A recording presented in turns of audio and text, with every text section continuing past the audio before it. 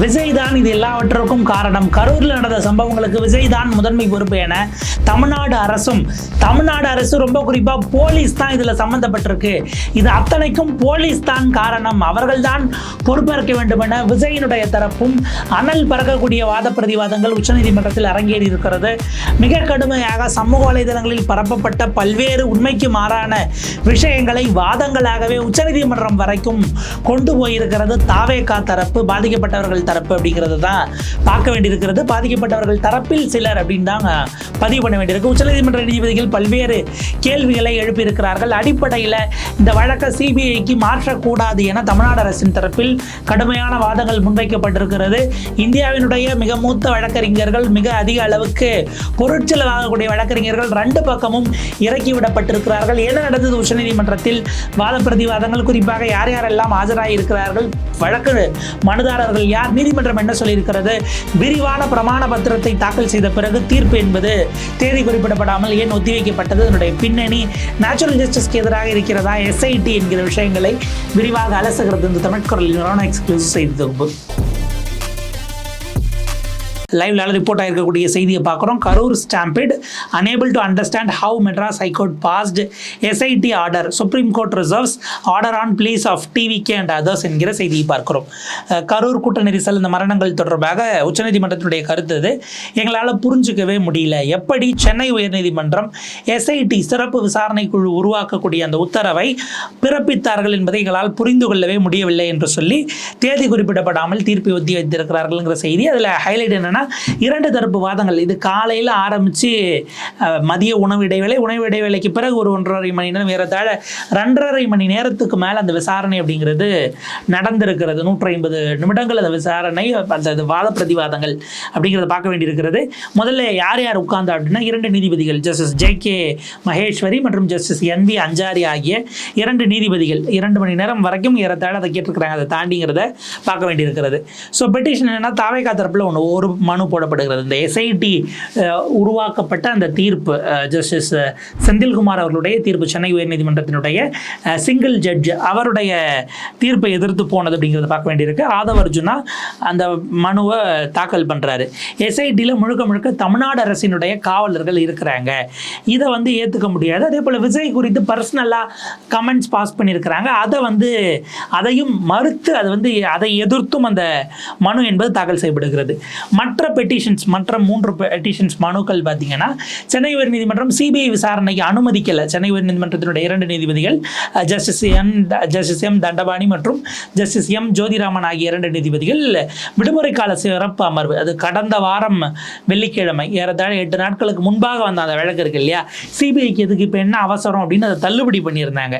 அதை எதிர்த்து போயிருக்கக்கூடிய மனுக்கள் அந்த 3 வருது. இதில் ஒருவர் பார்த்தீங்க அப்படின்னா, பாதிக்கப்பட்ட உயிரிழந்த ஒரு சிறுவனுடைய தந்தை அப்படின்னு ஒருவர், அவர் மனு தாக்கல் செய்திருக்கிறார்.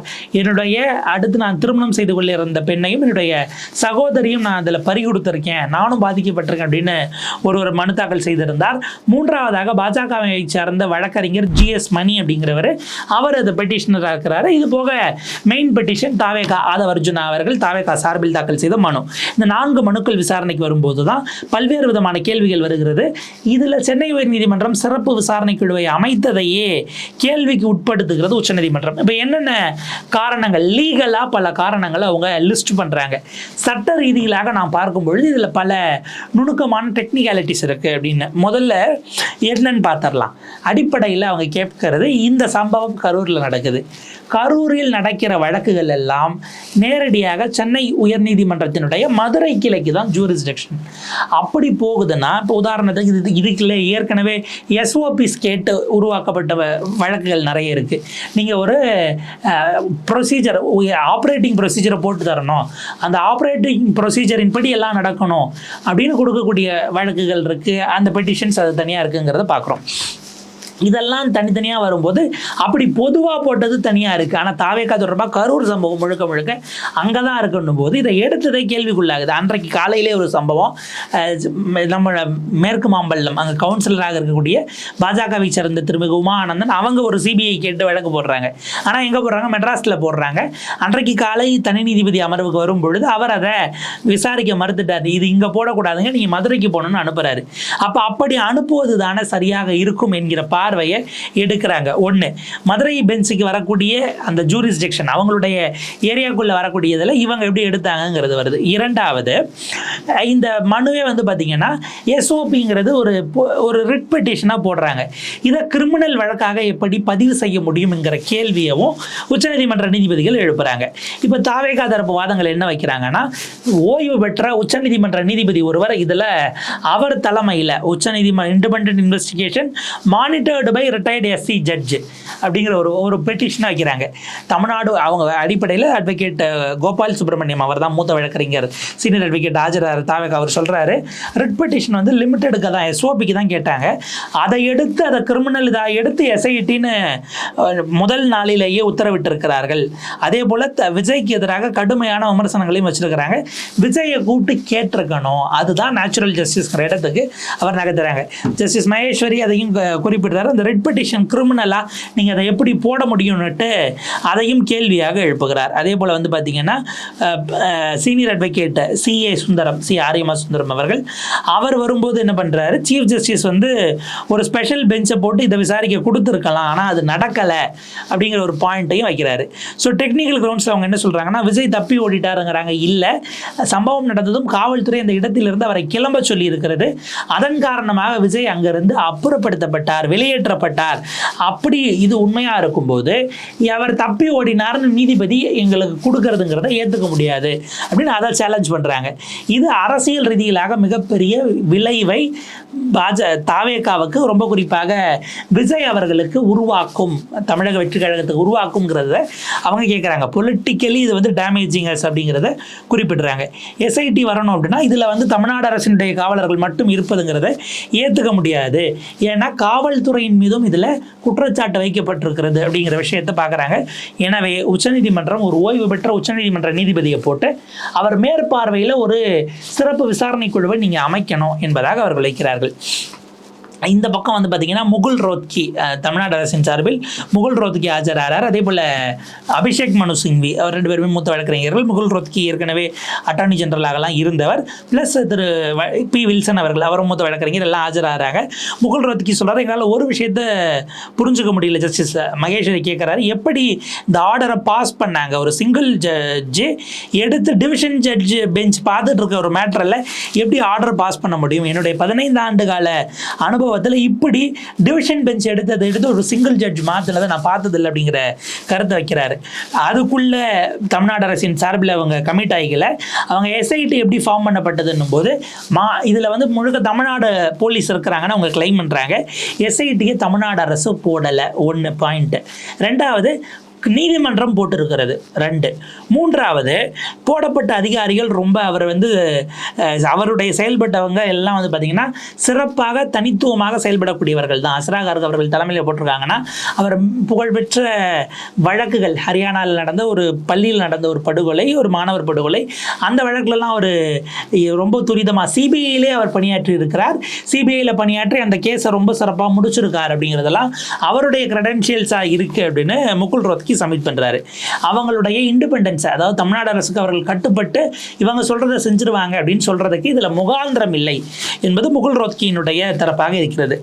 பி வில்சன் அவர்கள் 47 பேர் இறந்திருக்கிறாங்க. 12 மணிக்கு அவர் வருவார், விஜய் வருவார்னு சொல்லி 7 மணிலேருந்தே கூட்டம் கூட ஆரம்பிச்சிருச்சு. அப்போ காலையில் 7 மணிலேருந்து சாயங்காலம் 7 மணி வரைக்கும் இருந்திருக்கிறாங்க. பலருக்கும் தண்ணீர் வழங்கப்படலை. அவங்க டீஹைட்ரேட் ஆகுறாங்க, கொலாப்ஸ் ஆகுறாங்க. விஜயே அவர் வரக்கூடிய சமயத்தில் இவங்க மயங்கி விழுறதை பார்த்துட்டு தான் அவரே தண்ணீர் பாட்டில் கொடுத்ததெல்லாம் நடக்குது. விஜய்க்கு இதில் பொறுப்பு இருக்குது அப்படிங்கிற கேள்வியை எழுப்புறாங்க. ஜஸ்டிஸ் மகேஸ்வரி சொல்லக்கூடியது, இது வந்து கொஸ்டின் ஆஃப் இன்வெஸ்டிகேஷன், விசாரணை அதிகாரி முடிவு பண்ண வேண்டியது. அவங்க செஞ்சாங்களா, முன்கூட்டியே அதில் நோக்கம் இருக்கா, இதெல்லாம் அங்கே போயிடட்டும் அப்படிங்கிற ஒரு பாயிண்ட் வருகிறது. இப்போ இதுக்கு அடுத்து வந்து பார்த்தீங்கன்னா அட்வொகேட் டிஎஸ் நாயுடு அவர் வந்து பன்னீர்செல்வம் என்கிற தன்னுடைய மகன் இறந்ததாக வந்திருக்கக்கூடிய ஒரு தகப்பனார், அவருடைய இதில் அவர் ஆஜராகிறாரு. இதில் என்னென்னா, போலீஸ் வந்து இதில் ப்ரெஸ் கான்ஃபரன்ஸ் பண்ணுறாங்க, நாங்கள் எங்கள் மேலே எந்த தப்பும் இல்லைன்னு, அதை எப்படி போலீஸ் பண்ண முடியும் அப்படிங்கிற கேள்வியும் எழுப்புறாரு. அபிஷேக் மனு சிங்வி சொல்லும்போது சிபிஐ இன்வெஸ்டிகேஷன் வேணும் அப்படிங்கிறதுக்கு எந்த ஒரு நியாயமான காரணத்தை இல்லை கன்வின்சிங் காரணத்தை எதிர்த்தரப்பில் எந்த வழக்கறிஞரும் சொல்லலை. எனவே அதன் அடிப்படையில் பார்த்தா சிபிஐக்கு இதை மாற்ற வேண்டாங்கிறது அபிஷேக் மனு சிங்வியினுடைய வாதமாக இருக்குது. அவர் 2 தீர்ப்புகளை கோட் பண்ணுறாரு. எப்போ சிபிஐ உள்ளே வரணும் அப்படின்னா, அதற்கு இன்றைக்கு இருக்கக்கூடிய அமைப்பு முறை, இப்போ விசாரிக்கக்கூடிய ஐஓஸோ ஏற்கனவே கரூர் போலீஸில் இருந்துச்சு, இப்போ அஸ்ராகார் தலைமையிலான எஸ்ஐடிக்கு வந்துருச்சு. இந்த விசாரணை அமைப்புகள் ஒரு முக்கியமான எவிடன்ஸை எடுத்துக்க மறுக்கிறாங்க, அல்லது அவங்க ரொம்ப முக்கியமான ஒரு விஷயத்தை சார்ஜ் ஷீட் போடும்போதோ அல்லது எஃப்ஐஆர் இப்போ புதுசாக ஃப்ரேம் பண்ணுறாங்கன்னா அதுலேயோ கருத்தில் கொள்ளாமல் அதை விலக்கிட்டாங்க அப்படின்னா அதை ஒரு சார்ஜாக நீங்கள் கிளைம் பண்ணலாம். மிகப்பெரிய அளவுக்கு அதில் வந்து தவறு இருக்கிறது என்றால் நீங்கள் அதன் அடிப்படையில் உங்களால் சிபிஐ விசாரணை கோர முடியும். ஆனால் ஆளும் அரசின் மீது நம்பிக்கை இல்லை என்பதற்காக காவல்துறையை காரணம் காட்டி அது வரக்கூடாது, எனவே நாங்கள் சிபிஐ கேட்கிறோம்னு இது வரைக்கும் இல்லை. மேற்கு வங்கத்தில் அந்த மாதிரி வந்த ஒரு கேஸ் எல்லாம் அவர் அபிஷேக் மனு சிங்வி கோட் பண்ணுறாரு. ஹைகோர்ட் பிடிக்கிறது அப்படின்னும் போது அவர் அவருடைய மகனை இழந்திருக்கிறார், அதெல்லாம் நாங்கள் உள்ளபடியே ஏற்றுக்கிறோம், அவருடைய துக்கத்தில் பங்கெடுக்கிறோம். ஆனால் இவருக்கு முன்னாடி வேற ஒருத்தர் போய் வேற ஒரு டைரக்ஷன் வாங்கிட்டார் என்பதற்காக சிபிஐ வரணுங்கிறத ஏற்றுக்க முடியாது என்று அபிஷேக் மனு சிங்வி வாதாடுகிறார். இந்த நேரத்தில் சீனியர் அட்வொகேட் ராகவாச்சாரி அவரும் வந்து பார்த்தீங்க அப்படின்னா சிபிஐ ப்ரோவுக்காக வாதாடி இருக்கிறார். அவர் சில விஷயங்கள் எடுத்து முன்வைக்கிறார். அது மிக மிக ஷாக்கிங்கான ரிவிலேஷன்ஸாக இருக்குது. திமுகவின் மீது மிக கடுமையான விமர்சனம். இது ஏறத்தாழ பொதுவெளியில் பேசப்பட்ட கான்ஸ்பிரசி தியரிகளை உச்சநீதிமன்றம் வரைக்கும் இன்றைக்கு போயிருக்குது. அவங்க சொல்கிறாங்க, டிஎம்கே மெம்பர்ஸ் வந்து இதுக்கு முன்னாடியே அவங்க சொல்லிட்டாங்க, 3 மணி இருக்கும்போதே பெரிய அளவுக்கு இன்றைக்கி ஏதோ சம்பவம் நடக்குமோன்னு பயமாக இருக்குது, இல்லை நடக்க வாய்ப்பு இருக்குன்னு சோஷியல் மீடியாவில் போடுறாங்க. அப்போ இந்த கூட்டம் நெரிசல் என்பது திட்டமிடப்பட்டதாக இருக்கிறது, திடீர்னு நடக்கலை அப்படிங்கிற வார்த்தையை குறிப்பிடுறாங்க. அதை விட மிகப்பெரிய சார்ஜ், காவல்துறை திட்டமிட்டு விஷம சக்திகளை, சமூக விரோதிகளை கூட்டத்திற்குள் ஊடுருவ விட்டிருக்கிறது. இது அவர் ராகவாச்சாரி அவர்கள் வைக்கக்கூடிய ஒரு சார்ஜ், மிக கடுமையான சார்ஜ். அவர் சொல்கிறாரு, உள்ளே போகிறாங்க, அந்த உள்ளே போனவங்க ஒரு ஷூவை தூக்கி வீசுகிறாங்க, அதற்கு பிறகு போலீஸ் லத்தி சார்ஜ் அடிக்குது, கூட்ட நெரிசல் ஆகுது. இதில் முழுக்க முழுக்க எல்லாமே வந்து பார்த்திங்கன்னா திட்டமிடப்பட்டதாக இருக்கிறது. காவல்துறையின் மீது தான் முக்கியமான ஃபால்ட் லைன்கிற ஒரு பகிரங்கமான குற்றச்சாட்டை அரசின் மீது அவர்கள் நீதிமன்றத்தில் வைக்கிறாங்க. அடுத்த ஒரு பாயிண்ட் கேட்குறாரு, இரவோட இரவா எப்படி நீங்கள் போஸ்ட்மார்ட்டம் பண்ண முடியும் அப்படின்னு ஒரு பாயிண்ட். இதற்கெல்லாம் ஏற்கனவே பதில் சொன்னாலும் அவர் அதை சார்ஜாக வைக்கிறார். அதே போல் ஏடிஎம்கே கடந்த காலத்தில் அங்கே கேட்டப்போ இதே இடத்துல கொடுக்க மாட்டேன்ட்டாங்க, ஆனால் தாவேகா வரும்போது கொடுக்குறாங்க.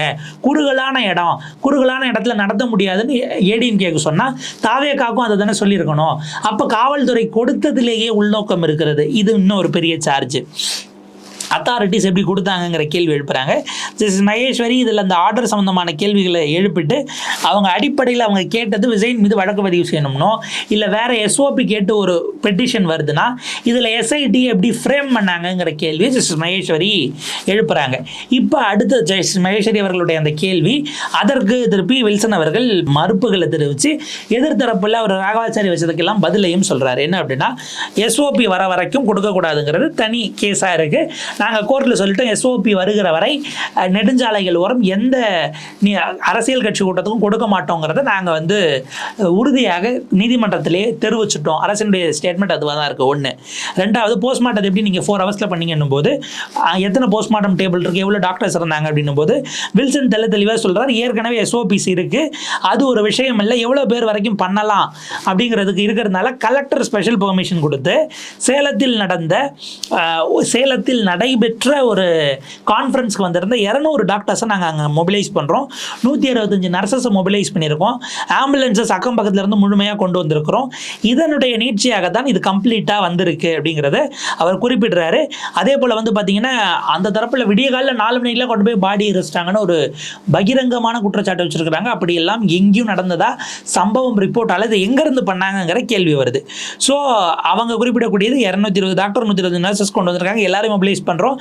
காலை 6 மணியிலிருந்து மாலை 6 மணி வரைக்கும் போஸ்ட்மார்ட்டம் நடந்தது. அதற்கு பிறகு உடல்கள் கொடுக்கப்பட்டது. அதில் வந்து பார்த்தீங்கன்னா 606 போலீஸை டிப்ளாய் பண்ணியிருக்கிறோம், 20 இன்ஸ்பெக்டர், ஒரு டிஎஸ்பி, ஒரு எஸ்பி உட்பட அத்தனை பேர் இருந்தாங்க. அவங்க சொன்ன 10,000க்கே தண்ணி கொடுக்காமல் இருந்தது முழுக்க அவங்க தவறாக இருக்குது அப்படிங்கிறத குறிப்பிடுறாங்க. இதில் வந்து பார்த்தீங்கன்னா இவங்க தரப்பில் வச்சது அத்தனையும் பொய்ன்னு எங்களால் அரசு தரப்பு தாக்கல் பண்ண முடியும். எங்களுக்கு பிரமாண பத்திரம் முழுமையாக எழுத்துப்பூர்வமாக தாக்கல் செய்கிறதுக்கு கொடுங்க, ஏன்னா இமீடியட் டேட்டாஸ் இல்லை அப்படிங்கிற மாதிரி அவங்க பிரமாண பத்திரத்துக்கு பெர்மிஷன் கேட்குறாங்க. மாநில அரசு பிரமாண பத்திரம் தாக்கல் செய்வதற்கான நேரத்தை கொடுத்து எவ்வளோ கால அவகாசங்கிறது கம்ப்ளீட்டாக ஆர்டர் வரும்போது தான் தெரியும். அவங்கள சொல்லிட்டு தீர்ப்பை தேதி குறிப்பிடப்படாமல் ஒத்தி வைப்பதாக தெரிவித்து 2 நீதிபதிகள் உச்சநீதிமன்றம் இதை நகர்த்தி வைத்திருக்கிறது. இதுதான் இப்போதைக்கு வந்திருக்கக்கூடிய அப்டேட்டாக இருக்கிறது. இதில் பல விஷயங்கள் அவங்க தாவேகா தரப்பில் வச்சிருக்கிறத தமிழ்நாடு அரசு தெளிவுபடுத்தவில்லை அல்லது அதை வந்து காத்திரமாக மறுக்கலை அப்படிங்கிற ஒரு சூழல் தான் வந்திருக்கு. இப்போ பிரமாண பத்திரம்னு போயிடுச்சுன்னா அது கம்ப்ளீட்டாக வேறு விதமாக போயிடும். அதுக்கப்புறம் ஹியரிங்ஸ் வராது.